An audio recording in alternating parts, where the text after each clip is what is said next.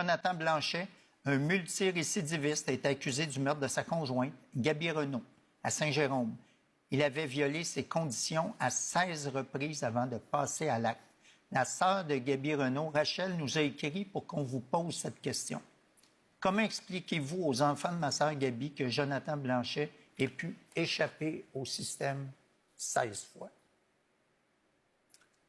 Comme père de deux jeunes filles, c'est inexplicable quand vous me racontez ça. Puis on parlait d'un multirécidiviste, personne qui a été libérée à chaque fois. À part le dégoût, je n'ai pas d'autres mots à donner à cette famille-là qui doit vivre des moments extrêmement difficiles. Oui, on a mis des choses en place, je l'ai dit tantôt. Le système est loin d'être infaillible. Quand on regarde comment réagir, là, il y a 3 volets. Hein. Il y a le volet judiciaire, il y a la police, c'est vrai. Et après ça, il y a le niveau carcéral. Comment on garde ces gens-là à l'intérieur? Puis tantôt, on aura la chance d'en reparler. Ouais. Et les bracelets anti-rapprochement sont là, c'est vrai. Ça donne un coup de main. Mais c'est pas tout. Puis ça, il faut s'attaquer à ça. Surtout quand ils sont libérés. On se dit, mais même pour les policiers, là, écoute, c'est une frustration qui est incroyable de voir ces gens-là ressortir à tout bout de champ. Ça ne fonctionne pas. Est-ce que vous seriez favorable à l'implantation d'un registre national de multirécidivistes en matière de violence conjugale, un peu comme celui des délinquants sexuels? C'est une recommandation qu'on a eue de nos membres ce week-end. On était en congrès à Gatineau.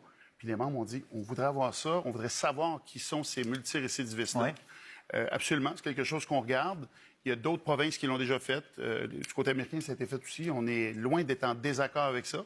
On regarde comment bien le faire.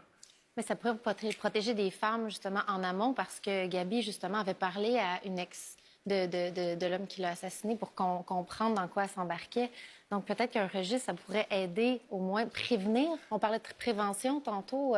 Oui, il y a 2 volets, vous avez raison. Prévenir, puis en même temps, ça met un fardeau supplémentaire sur ces gens-là qui sont libérés, qui retournent, qui reviennent, excusez l'anglicisme, dans le même pattern. Je pense qu'il y a deux volets à ça.